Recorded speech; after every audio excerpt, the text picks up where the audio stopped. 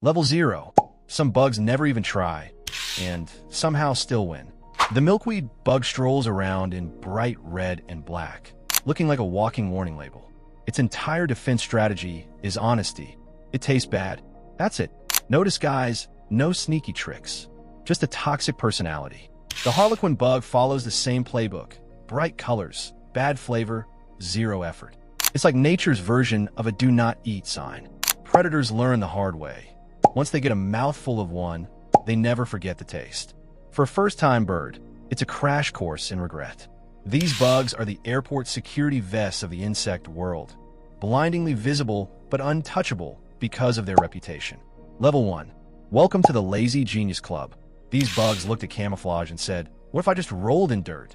The antlion larva spends its life buried under a thin layer of sand, waiting for ants to wander into its little pit trap. When the ground gives way, it drags them under like a horror movie villain. No movement, no chase, just gravity and grime. The tiger beetle larva takes a similar route, half submerged in mud tunnels, using vibration to sense footsteps. When something walks by, it snaps up like a jack-in-the-box of death.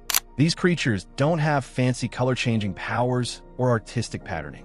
They just let nature's mess do the work. Dust, filth, and patience. That's the entire toolkit. Level 2. Now come the color specialists. These insects don't wear costumes. They become the set design. Bark lice copy the shade and texture of tree bark so accurately they could double as tree freckles. Grasshoppers in dry fields fade to the same dusty tan as straw and sand. Leafhoppers tint themselves the exact green of the plant they live on. A perfect little chlorophyll cosplay. Their camouflage doesn't rely on complexity, just consistency. They pick a color and commit like actors who refuse to break character. Their secret is stillness. They vanish not because of confusion, but because of complete conformity. Level 3. At this level, camouflage gets creative and disgusting. Lacewing larvae are tiny scavenger architects. They cover their backs with junk, dead aphids, lint, shed skins, and dust. The result looks like a moving pile of garbage. To a predator, that's just debris. Nothing appetizing about a ball of fluff and corpses crawling along a leaf. Some species, like Chrysopus lawsoni, go full DIY and glue stolen wax from prey onto themselves for extra coverage. They're like toddlers who rolled in glue and came out trend-setting. Ants and ladybugs pass them by completely, fooled by the ugliness. Level 4. Here's where camouflage becomes theater. Leaf insects, Phyllium species, are living props. They don't just look like leaves, they act like them. Their bodies have veins, edges, and even fake bite marks. When the wind blows, they sway slightly. An Oscar-worthy performance in stillness. Katydids take the same idea and remix it with torn wings and autumn shades. Some even change color with the season, turning from green to brown as the leaves around them die. These creatures are so convincing that they can fool human eyes even up close. Level 5. Now we enter the monastery of stillness. Stick insects are spiritual masters of patience. Long, jointed, and textured like twigs, they've erased the line between animal and plant. Some grow tiny knobs that mimic bark. Others, like Heteropteryx dilatata, wear patches that look like lichen. At night, they freeze mid-pose and tinny-angled upward like branches. If something touches them, they don't flee, they drop to the ground and play deadwood. Its method of acting turned to survival. They don't fight, don't run, don't bite. They just exist quietly, pretending to be what everyone overlooks. Level 6.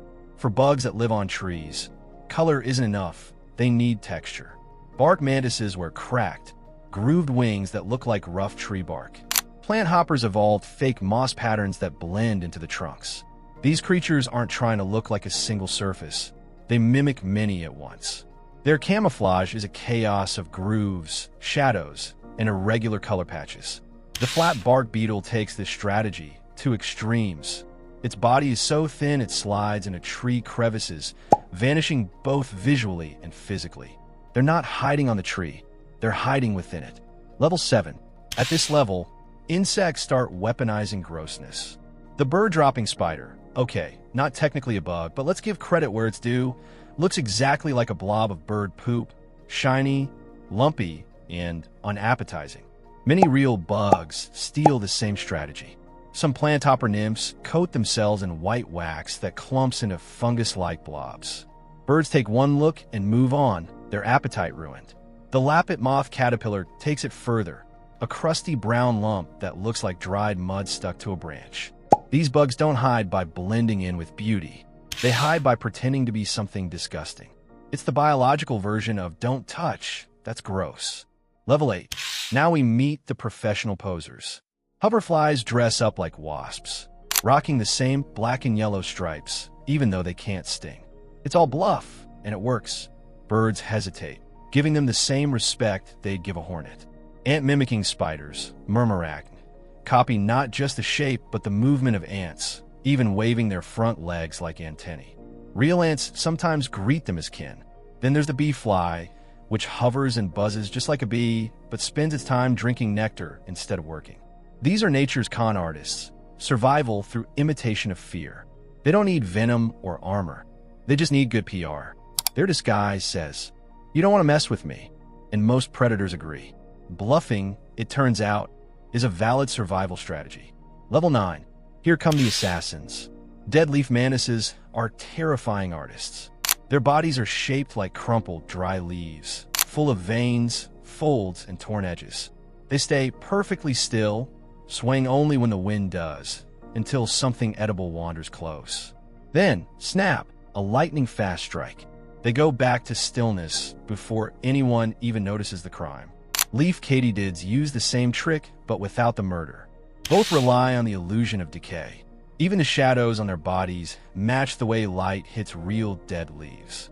From above, they dissolve into the forest floor. They don't just look like leaves, they behave like them. Level 10.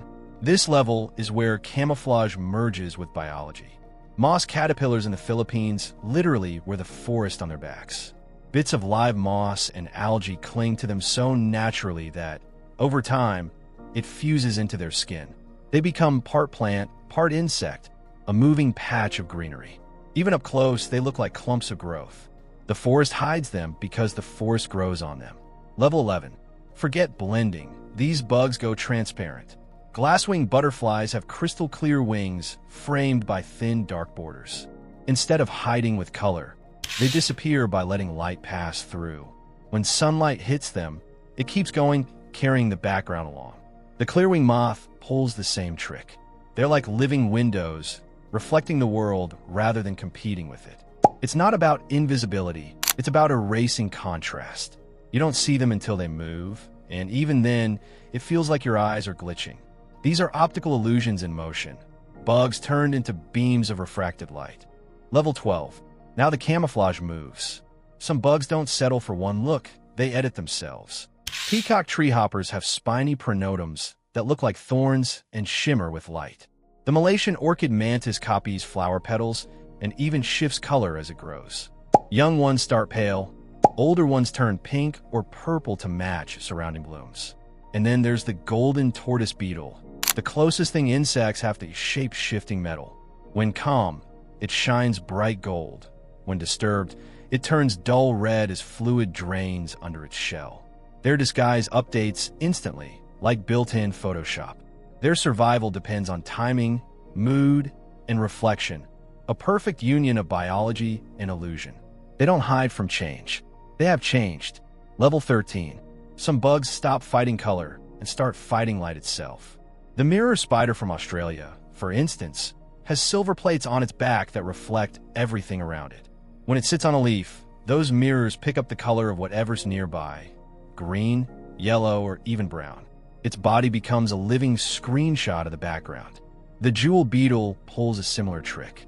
Its metallic shell bends light like a prism, making it look like part of any surface. These bugs do not hide in the shade. They bend sunlight until it works for them. You're halfway through the list, and things are only getting stranger. Keep watching. The next levels will mess with how you see every leaf, branch, and shadow. Level 14. Here, camouflage starts thinking in 3D. The treehopper carries strange bumps and curves on its back that cast shadows like plant thorns. The spiny katydid from Madagascar adds jagged spikes that break its outline entirely. Predators spot shapes first, not colors. So these insects learn to ruin their own shapes. If something looks flat or shapeless, the brain ignores it. The best part? When light shifts, their fake shadows move naturally too. They fool both your eyes and your instincts. Level 15. At this level, it's not about color or shape. It's about texture, so fine you need a microscope to spot the difference. Geometrid moths that rest on lichens have scales arranged in fractal patterns identical to the fungus they rest on. Camouflage grasshoppers in the Namib Desert carry speckled patterns that match individual grains of sand. They do not just hide on the rock. They match every pit and sparkle on the rock. To a bird, their noise and the visual signal data the brain deletes. Level 16. Copying plants is old news. But some insects have taken mimicry to a whole new level. They don't just copy shapes. They copy movement, timing, and rhythm, almost like tiny dancers in a very serious performance. Take the mantid fly, for example. This little insect doesn't just resemble a praying mantis in shape. It copies the mantis's posture, the tilt of its body, and even the slow, careful scanning motion of its head. Every twitch and sway is deliberate, part of a carefully rehearsed routine. It's as if they're performing choreography designed to fool the most observant predators. Level 17. Now camouflage becomes psychological. These bugs don't just blend into their surroundings. They actively imitate things predators fear. Take the assassin bug in Malaysia. It literally wears the crushed remains of dead ants glued to its back, and the scent alone is enough to repel would-be attackers. The mantid nymph takes it even further, mimicking ants when it's young, then switching to the bright colors of flowers as an adult. Shape, color, smell, and even age, all are carefully tuned depending on who might be watching, turning survival into a full-on strategy of deception. Level 18. Some bugs learn to exploit how eyes process detail. The orchid mantis uses pink and white patches that trick insects into landing right on its arms. Its camouflage is not defensive, it's bait. Net-winged beetles display confusing contrast stripes that blur at distance, making their bodies seem to vanish. The peppered moth shifts its shade to match pollution levels on tree bark, industrial camouflage that evolved in less than 200 years. These bugs use perception itself as a weapon.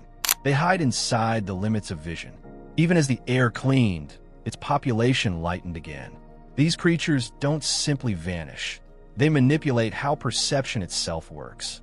Their survival depends on exploiting the brain's blind spots. They hide not in shadows or colors, but in the quiet glitches of sight. Level 19. Now, camouflage crosses into the brain. The leaf grasshopper looks like a leaf, but not just any leaf. It matches the type of leaf the local predators have seen hundreds of times before. Memory fills in the blanks, and the predator sees a leaf that is not real. The planthopper species in South America even sync their movement with wind bursts, tricking both sight and sound. The moss mantis uses this perfectly. If you spot it once and look away, your brain refuses to find it again because it files that space as moss. These bugs don't just fool eyes, they fool expectations. Spot it once, look away, and your mind will refuse to locate it again. The brain files that shape under moss, closing the case. These insects exploit not just what vision shows, but what memory assumes. Level 20. At the top sits near perfection. Insects that vanish through structure, not color. The silvery spittlebug nymph wraps itself in a bubble shield made from foam and plant sap. Light scatters in every direction, so predators see a wet patch instead of life. The water scorpion hides under the surface film of ponds, its flat body and breathing tube perfectly aligned with reflections. It becomes a shadow in water. And the most unreal, the praying mantis ghost species from Malaysia. Semi-transparent, pale, and textured exactly like orchid petals. Even trained researchers have photographed them without realizing it. At this level, camouflage is no longer a costume or behavior. It's architecture, the merging of biology and light. Vision breaks, reality bends, and life slips unseen between the edges of perception. These insects have rewritten the rules of visibility, bending reflection, motion, memory, and even light to their will. They are not hiding from the world. They're editing how the world sees. Subscribe for more breakdowns like this. The next levels go deeper, stranger, and even harder to believe.